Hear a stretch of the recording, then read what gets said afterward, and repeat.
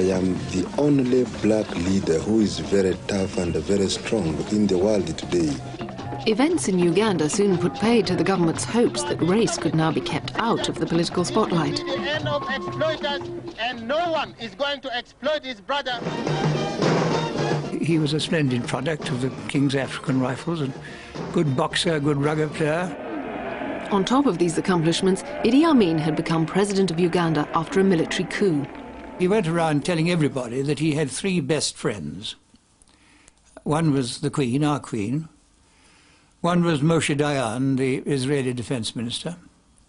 And the other was the British High Commissioner. So, I was in good company. In 1972, Amin decided on a radical policy towards Uganda's Asian minority, most of whom had British passports. Last Friday, I announced the decision of my government to ask the British government to take over responsibility for the British citizens of Asian origin living in Uganda. The Ugandan Asians who'd been brought to Uganda under British colonial rule were to be expelled en masse within 90 days. By order of the military government, the anti-Asian campaign swung into action last weekend. The Asians are unwanted. They have done more harm than good.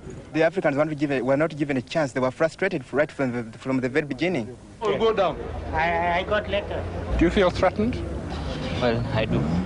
Just in 90 days you cannot do anything. We had 90 days to leave, and you can imagine the panic. And in fact, I was 10 at the time, and it was just my parents just kind of, dumbstruck. What do you do? I mean, we weren't prepared for this, so there were no savings or anything like that. Richard Slater found he was no longer one of Amin's best friends. There were all his ministers standing in a row, and civil servants and soldiers and heaven knows who. But they all were too scared to throw me a kindly word or to appear to know me at all. So I was in the doghouse. And then Amin was busy stuffing himself, and we hardly exchanged a word. Evening light mellows very softly into its range of warm lemon tones, pressing among the close bunches of the ripening grapes. Amin's decision also had unpleasant consequences for members of the British government. I was on holiday in Corfu, and one night we were having our evening meal on looking out over the lovely moonlit sea and a little taverna. I remember having some very nice prawns and whitebait, when I got a message, would I speak to Mr. Heath, the Prime Minister, on the telephone? And his message was he was very sorry, we had got to come home, and he was sending a plane to collect me. I was playing cricket at Hurlingham, and we were playing the MCC, and we had a good chance of beating them. And I remember coming off the field and being handled by a rather grand flunky with a silver tray, handing it to me. It had a card on it saying, please ring Mr. Robert Carr immediately. So I had the temerity to say, well, actually, we've got the best chance of beating the MCC for the last 10 years, and I'm 50-odd not out. And I will, of course, get back. He said, well, get your priorities right. Beat the MCC and then come back and help me out with this particular problem. And I did. The far right fueled public hostility to the prospect of another wave of immigration. We've taken a petition down to the Robert Carr in the Home Office, and we're asking him to have some common sense about this. We have 1 million unemployed. We can't squeeze up anymore. I was in the Home Office and sent down to the Immigration Department to help cope with just the masses of parliamentary questions and ministerial correspondence and correspondence from the public. We got, during the Ugandan Asian crisis, massive, nasty, vile, racist postbag. At first, ministers seemed reluctant to displease the opponents of immigration. I can remember the then minister having himself on the TV. The government's first priority has been, as a matter of great urgency, to get in touch with over 20 governments all over the world who might assist. promising them that they wouldn't all come there. They'd arranged for Canada to take some from them and everything, as if they were some sort of, you know, frightful disease. I'm sure that new homes can be found for many of these Asians throughout the world. I think this whole business of saying that other countries were going to help us by taking some of them was very, very bad in the public relations point of view. These rumours were there that, you know, Britain's not interested in taking us, and India said categorically it didn't want to know because it didn't see us as Indians, that we were British, and so there was a real problem and a real panic. Less than half of the Ugandan Asians were offered homes by other countries. The government finally took the decision to admit the remainder, nearly 30,000 people. Just to show that you are a resident of UK.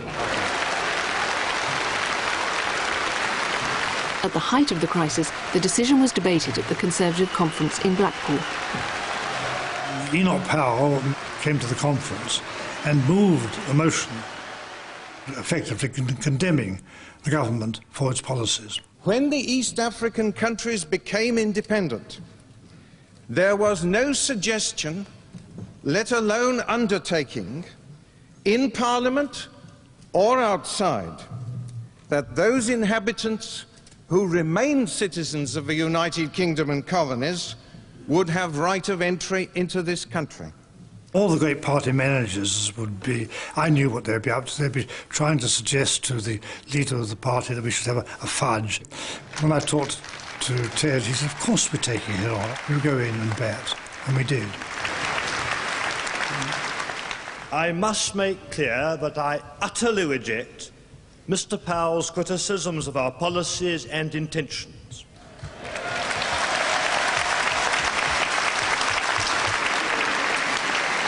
We put a great deal into our empire, and we also took a lot out. We have our imperial heritage and our obligations, and to those we will stick. That is why I ask you today with confidence to support your government by giving us an overwhelming majority for this resolution as amended.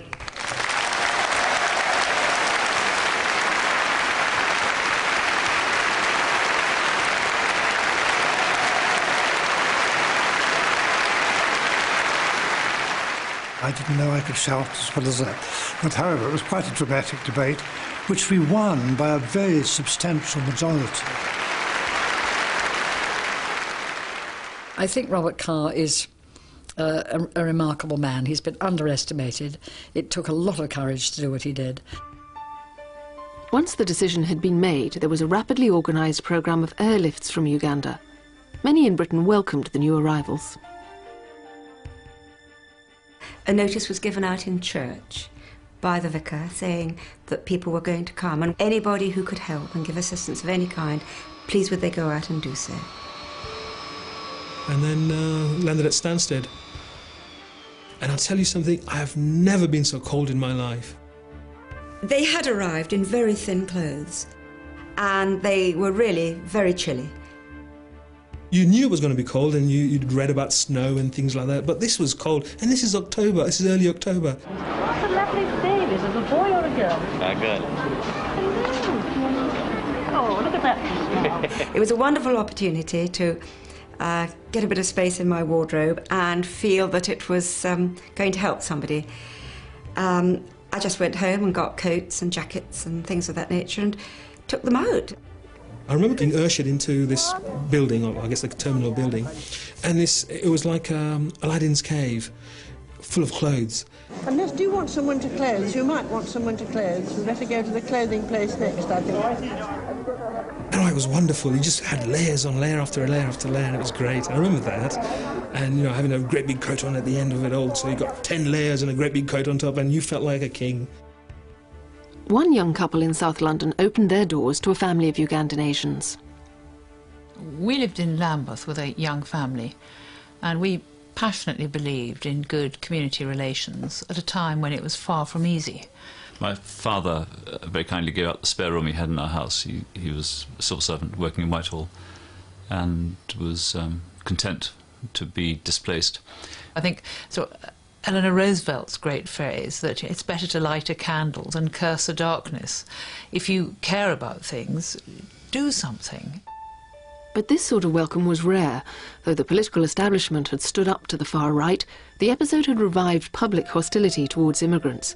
Tensions were most acute in areas like Leicester, where many of them had settled. They're coming over thick and fast now, and I'd like to think that they're going to put a halt to it shortly. Well, I think it's about time the government took over its responsibilities and sent these people back to their country of origin. I think our friend Enoch's got the right idea there, and the National Front. The attempt to sideline race as a political issue had failed. To the horror of the main parties, the National Front grew rapidly and became a highly visible political force. And what are the leaders of Britain doing today? They've opened the floodgates of our country to an invasion even more foreign than that might have threatened us in 1914 or 1940.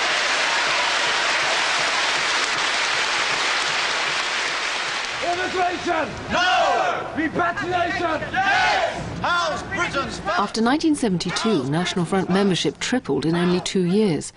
By the mid-1970s, far-right candidates were winning up to a third of the vote in some local elections. It was a kind of poison that